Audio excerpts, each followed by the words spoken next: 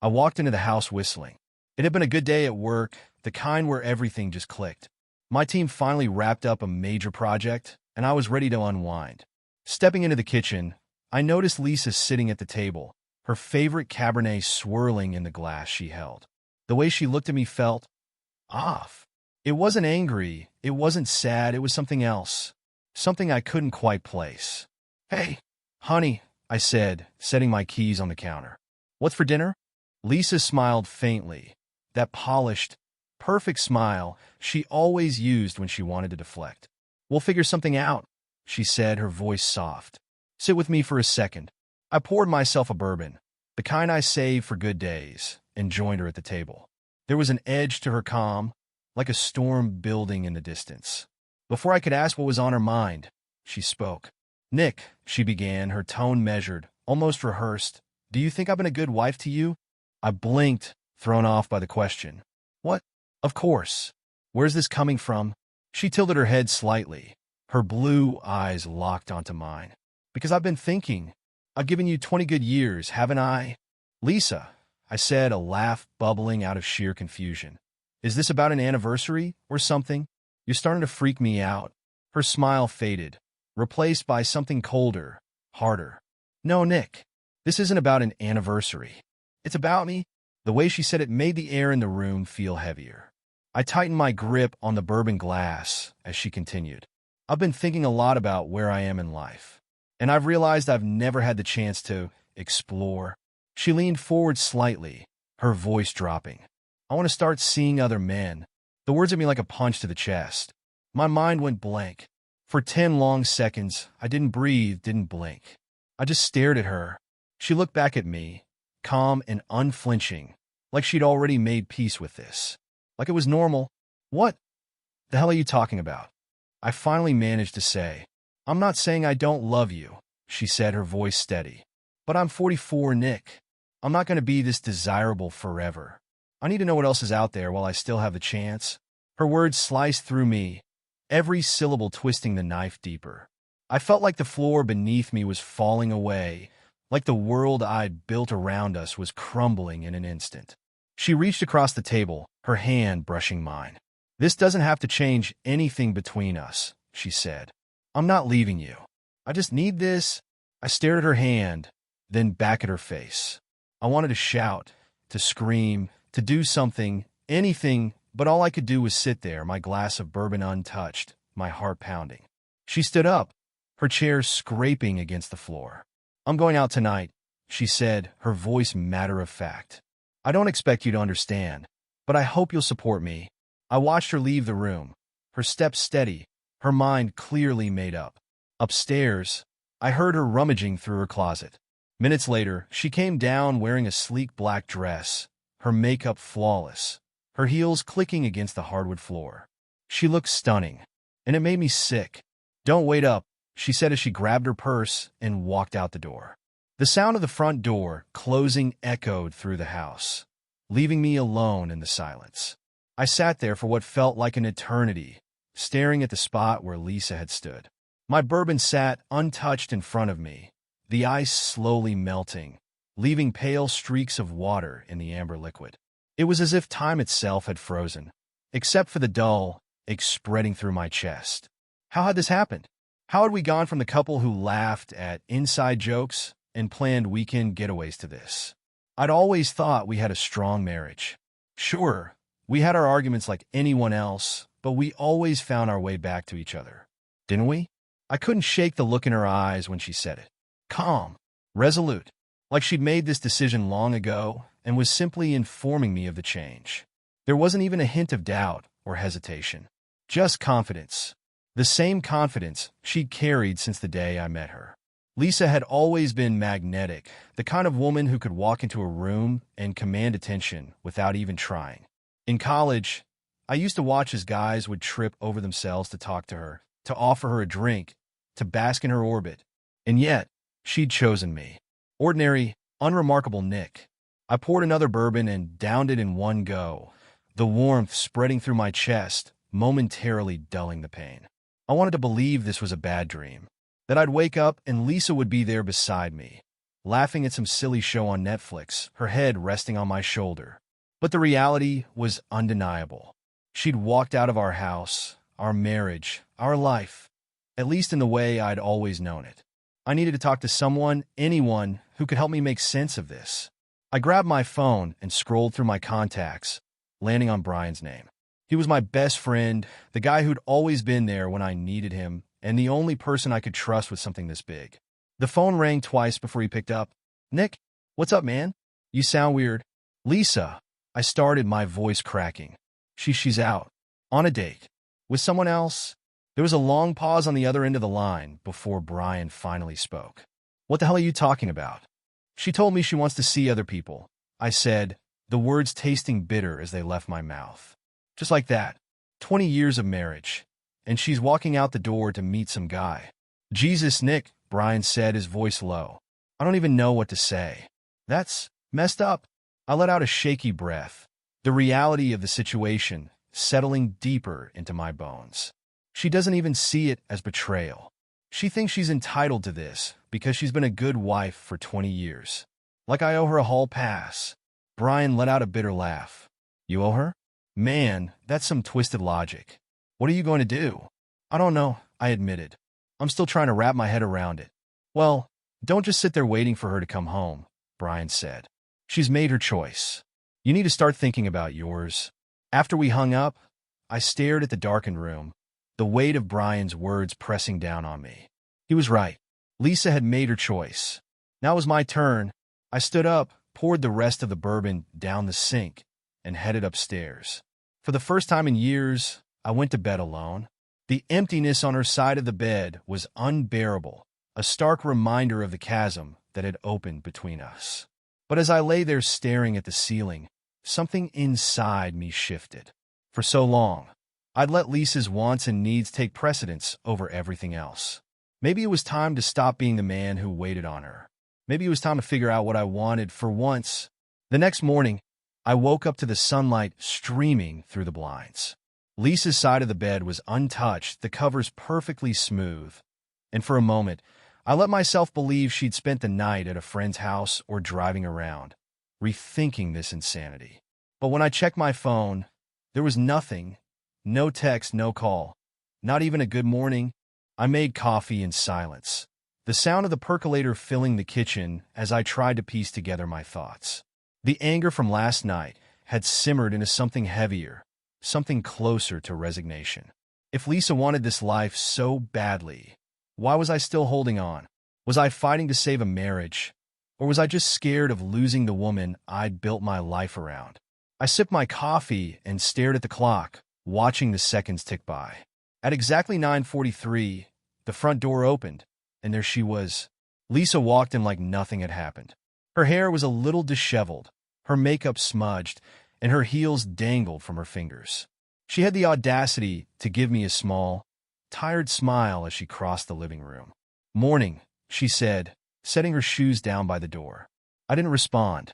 I just stared at her, waiting for her to explain herself. When she realized I wasn't going to break the silence, she sighed and walked into the kitchen. She poured herself a cup of coffee and leaned against the counter, finally meeting my gaze. "Nick," she said, her tone almost casual, "I know this is hard for you to understand, but where were you?" I cut her off, my voice cold. She blinked, surprised by the edge in my tone. "I told you. I went out." "With who?" I pressed, standing now, my fists clenched at my sides. She hesitated for the first time, her confidence faltering. "His name is Sean. He's just someone I met through Vanessa. It was dinner and drinks. That's all." I laughed bitterly, shaking my head. "Dinner and drinks? That's all? Lisa, do you even hear yourself? You walked out on your husband, your marriage, for some guy named Sean, and you think that's just fine?" Her jaw tightened, and I could see the irritation flashing in her eyes. "I told you last night, Nick. This isn't about you. It's about me. I need this. I've been a wife and a mother for 20 years. Don't I deserve to see what else is out there? And what about me?" I shot back, my voice rising. "What about what I deserve? Or does that not matter as long as you're happy?" She didn't answer. Instead, she set her coffee down and crossed her arms, her expression hardening. I'm not asking for your permission, Nick. I'm telling you. I made my choice. You can either deal with it or... Or what? I snapped, stepping closer. What, Lisa? I'm supposed to just sit here while you date other men and act like that's normal? Her lips parted as if she was about to respond, but I didn't wait. No, Lisa, I said, my voice quieter now, but just as firm. You made your choice, and now I'm making mine.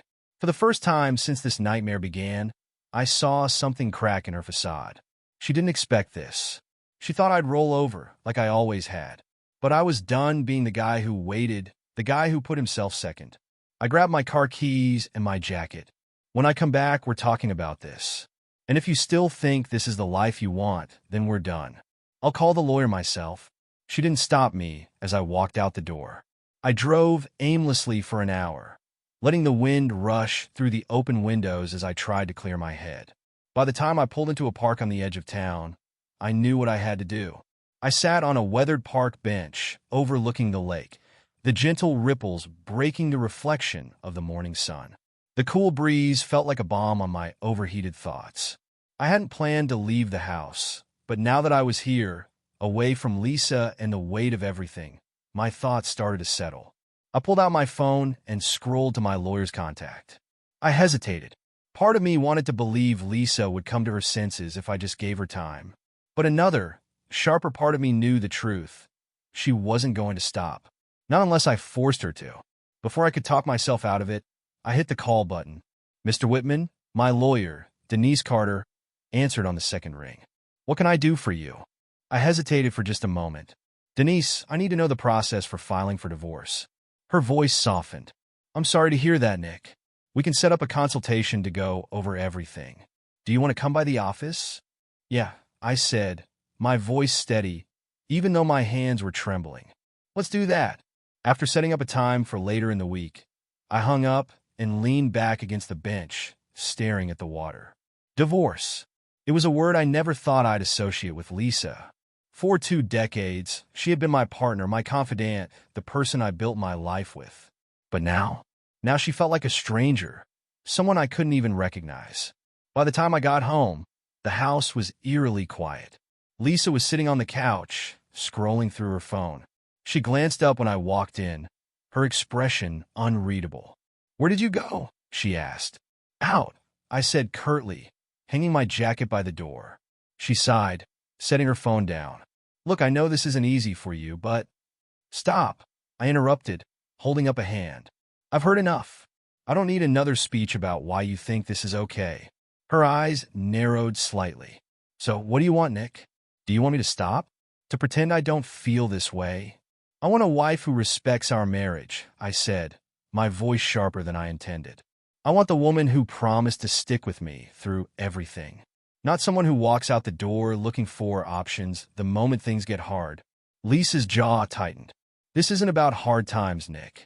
This is about me figuring out who I am. I've been living for you and the kids for 20 years. Don't I get a say in my own life? I laughed bitterly. You've always had a say, Lisa. This isn't about finding yourself. It's about you thinking the grass is greener somewhere else. And maybe it is, but you can't have it both ways. Her face hardened. So what are you saying? I'm saying I'm done waiting for you to decide if you still want this marriage, I said, meeting her gaze. I've already contacted a lawyer. If this is the life you want, fine. But I'm not going to sit here and play the fool. She flinched, her confident facade cracking. You're not serious. I've never been more serious, I said, my voice cold. You made your choice, Lisa. Now I'm making mine. For a moment, I thought she might argue, might try to convince me to reconsider.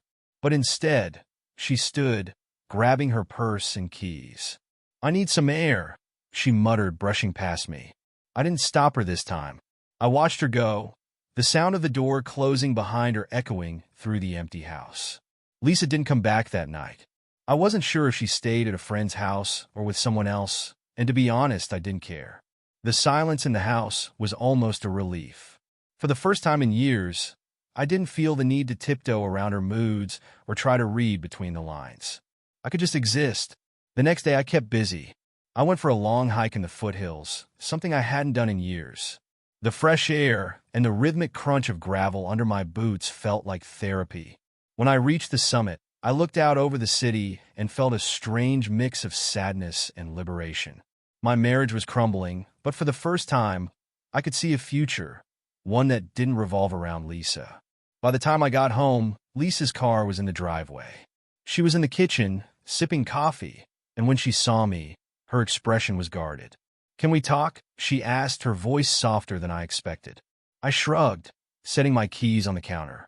"Go ahead." She hesitated, running her fingers along the edge of her coffee mug. "I've been thinking about what you said, about respect. And maybe you're right. Maybe I haven't been fair to you." I crossed my arms, waiting for her to continue. "But, Nick," she said, meeting my gaze, "I still feel like I need this.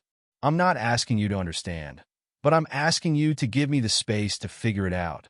I let out a short laugh, shaking my head. "Lisa, do you even hear yourself? You're asking me to be okay with you going out, meeting other men, and then what? Coming home to play happy families?" "It's not like that," she said quickly. "I'm not looking for love. I need to feel alive again. And I'm not enough for that." I asked, my voice cracking despite my best efforts. She didn't answer. That silence was all I needed to hear. I nodded slowly, gripping the edge of the counter. "Okay, if this is what you want, then we're done." "Nick." "No," I said firmly, cutting her off. "I've given you everything I have, Lisa. My love, my time, my trust. If that's not enough, then there's nothing left to say." Her face hardened, the vulnerability from earlier vanishing. "You'll regret this," she said quietly. "You think you can just walk away? After everything we've built?" "No, Lisa," I said, my voice steady now. "You're the one walking away. I'm just making it official." With that, I walked out of the kitchen and up the stairs. I didn't slam the door, didn't shout, didn't let her see how much it hurt. But as I sat on the edge of the bed, the weight of it all crashed down on me. I wasn't angry anymore. I was just done. The days that followed felt like walking through a fog. Lisa moved into the guest room and spent most of her time avoiding me, though she still came and went as she pleased. We barely spoke, and when we did, it was clipped and transactional. "I'll pick up the groceries," or "the dishwasher's acting up again." I spent those days focusing on what came next. I finalized the paperwork with Denise, my lawyer, and we set a date to serve Lisa the papers. I didn't want to be petty, but I wasn't going to let this drag on. The longer I stayed in that limbo, the more it ate at me. Meanwhile, I started making changes. I joined a local hiking group, dusted off my old camera, and even signed up for a photography class downtown. It felt strange, venturing into a world without Lisa, but it also felt freeing. For so many years, I'd shaped my life around her, and now, for the first time, I was figuring out who I was without her. The day I handed Lisa the divorce papers was colder than I expected, both literally and emotionally. She was sitting in the living room when I placed the envelope on the coffee table in front of her. "What's this?" she asked, narrowing her eyes. "You know what it is," I said, my voice calm. She opened it, her expression hardening as she scanned the contents. "So that's it," she said, her voice tight. "You're giving up?" I leaned against the doorway, crossing my arms. "You gave up the moment you walked out that door to meet Sean, or whoever else. Don't pin this on me." Her eyes flashed with anger, but there was something else there too, something that looked a lot like fear. "You'll regret this," she said again, her voice trembling. "Maybe," I replied, "but I'd rather regret this than keep living like this." She stared at me for a long moment before finally standing and walking upstairs, the papers clutched tightly in her hand. I stayed where I was, listening to the sound of her footsteps, feeling an odd mix of relief and sadness. 3 weeks later, Lisa moved out. She didn't go far, just into a small apartment across town, but the house felt completely different without her. The space that once felt stifling now felt peaceful, quiet, mine. I threw myself into my new routine, hiking on weekends, meeting new people at the photography class, and even grabbing beers with Brian, who was thrilled to see me coming out of my shell. "You're a free man now," he said one night at a local brewery. "You could do whatever the hell you want. Date, travel, build a damn treehouse if you feel like it." I laughed, shaking my head. I'm not ready for all that yet. But it turned out I didn't have to be. A week later, at a gallery opening for our photography class, I met Brooke. I almost didn't go to the gallery. It was one of those nights where the comfort of staying home with a glass of bourbon and an old movie felt more appealing than mingling with strangers. But Brian had talked me into it. "You've been hiding in that house long enough," he'd said. "It's time to start living again." So there I was, standing in a dimly lit gallery downtown, holding a glass of red wine I didn't really want, surrounded by a mix of students, instructors, and a few art enthusiasts. The air was filled with murmured conversations and the soft clink of glasses. My work was displayed on a small panel near the back, landscapes from my hikes. Nothing fancy, but it felt good to have something out there. I was scanning the room, wondering how soon I could politely slip out when I saw her. Brooke was standing by one of my photos, her dark hair falling in soft waves over her shoulder. She wore a forest green dress that hugged her frame, and she had this way of tilting her head as she studied the image, like she was seeing something no one else could. I watched as she leaned closer, her lips curving into a small smile. "You took this?" she asked suddenly, turning to look at me. Her eyes were bright and warm, and for a moment, I forgot how to speak. Yeah," I said, finally finding my voice. "That's one of mine. It's beautiful," she said, gesturing to the photograph. "Where was it taken?" "El Dorado Canyon," I replied, stepping closer. "I was hiking there a couple of months ago. It's one of my favorite spots." She nodded, her smile widening. "You captured it perfectly. It feels peaceful." "That's what I was going for," I said, feeling an unexpected rush of pride.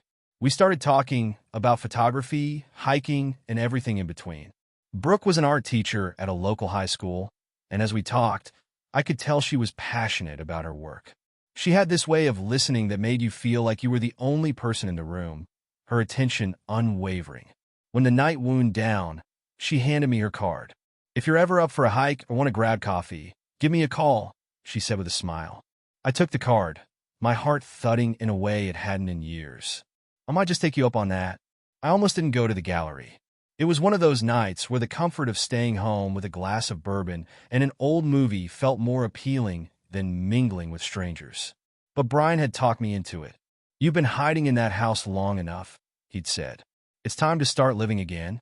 So there I was, standing in a dimly lit gallery downtown, holding a glass of red wine I didn't really want, surrounded by a mix of students, instructors, and a few art enthusiasts. The air was filled with murmured conversations and the soft clink of glasses. My work was displayed on a small panel near the back, landscapes from my hikes. Nothing fancy, but it felt good to have something out there. I was scanning the room, wondering how soon I could politely slip out when I saw her. Brooke was standing by one of my photos, her dark hair falling in soft waves over her shoulder. She wore a forest green dress that hugged her frame, and she had this way of tilting her head as she studied the image, like she was seeing something no one else could. I watched as she leaned closer, her lips curving into a small smile. "You took this?" she asked suddenly, turning to look at me. Her eyes were bright and warm, and for a moment, I forgot how to speak. Yeah," I said, finally finding my voice. "That's one of mine. It's beautiful," she said, gesturing to the photograph. "Where was it taken?" "El Dorado Canyon," I replied, stepping closer. "I was hiking there a couple of months ago. It's one of my favorite spots." She nodded, her smile widening. "You captured it perfectly. It feels peaceful." "That's what I was going for," I said, feeling an unexpected rush of pride. We started talking about photography, hiking, and everything in between. Brooke was an art teacher at a local high school, and as we talked, I could tell she was passionate about her work. She had this way of listening that made you feel like you were the only person in the room, her attention unwavering. When the night wound down, she handed me her card. "If you're ever up for a hike or want to grab coffee, give me a call," she said with a smile. I took the card, my heart thudding in a way it hadn't in years. "I might just take you up on that." The next morning, I found myself staring at Brooke's card on the kitchen counter. Part of me was hesitant. Was it too soon? But another part of me, the part that had spent too many nights alone in that empty house, told me to take the leap. I sent her a text. "Brooke, and I went on our first hike the following weekend. We met early on a Saturday morning, the air crisp and fresh, the sun just starting to peek over the mountains. She wore a light jacket and carried a small backpack, and the easy way she smiled made me feel like I'd known her for years. As we walked, the conversation flowed effortlessly. She asked about my photography, my favorite trails, and what had drawn me to the outdoors. I told her bits and pieces about my life, carefully skirting the topic of Lisa, though I suspected she already knew I wasn't just another single guy in Denver. She talked about her work as an art teacher and how much she loved seeing her students find their own creative voices. There was something grounding about her presence, something real and refreshing after years of living in the shadow of Lisa's larger-than-life personality. By the time we reached the summit, the world seemed to stretch out before us, endless and full of possibilities. Brooke pulled out her phone to snap a photo, then turned to me. "Nick, I have to ask," she said, her tone light but curious. "What made you pick up photography? Most people don't wake up one day and decide to buy a camera." I hesitated, the weight of her question pressing against my chest. But this time I didn't deflect. I didn't hide. It started as an escape, I admitted, looking out at the view. Something to focus on when everything else felt like it was falling apart. She nodded, her expression thoughtful. "And now?" I turned to her, a small smile tugging at my lips. "Now it feels like a way forward." Brooke and I continued seeing each other. It started with more hikes and coffee dates, then dinners and quiet evenings spent talking about everything and nothing. She wasn't like Lisa. She didn't demand attention or try to take up all the space in the room. Instead, she met me where I was, offering support without expecting anything in return. Meanwhile, my life continued to shift. Lisa and I finalized the divorce within a few months, and though the process was painful, it brought a sense of closure I hadn't realized I needed. Our daughters, Maddie and Claire, supported me in ways I hadn't expected. They were angry with Lisa at first, but as time went on, they found their own ways to navigate the new family dynamic. Lisa tried to reach out a few times after the divorce was final. She left voicemails, sent long, apologetic texts, and even showed up at the house once, asking if we could talk. But I'd made my decision. She had chosen her path, and I had chosen mine. A year after the divorce, I felt like a different person. The weight I'd carried for so long was gone, replaced by a quiet confidence I hadn't felt in years. My photography had become more than a hobby. I was selling prints online and even had a few pieces featured in a local gallery. Brooke was still by my side, her steady presence a constant source of comfort and joy. We weren't rushing into anything. Both of us had been through enough to know the value of taking things slow. But there was an ease between us, a connection that felt solid and real. Lisa, on the other hand, seemed to be struggling. Word got back to me through mutual friends that her adventures hadn't brought her the fulfillment she'd been searching for. The men came and went, and the thrill she'd chased so desperately had faded into something hollow. One evening, as Brooke and I sat on my porch watching the sunset, she turned to me with a thoughtful expression. "Do you ever regret it?" she asked. "The divorce, I mean." I shook my head, my gaze fixed on the horizon. "No. I regret how it ended, sure, but not the decision. Staying would have meant losing myself completely." Brooke nodded, her hand finding mine. "I think you made the right choice." As the sun dipped below the mountains, painting the sky in shades of orange and pink, I felt a deep sense of peace. My life wasn't perfect, and it wasn't the life I'd imagined when Lisa and I had said our vows all those years ago. But it was mine, built on a foundation of resilience and self-discovery. And for the first time in a long time, it felt like enough.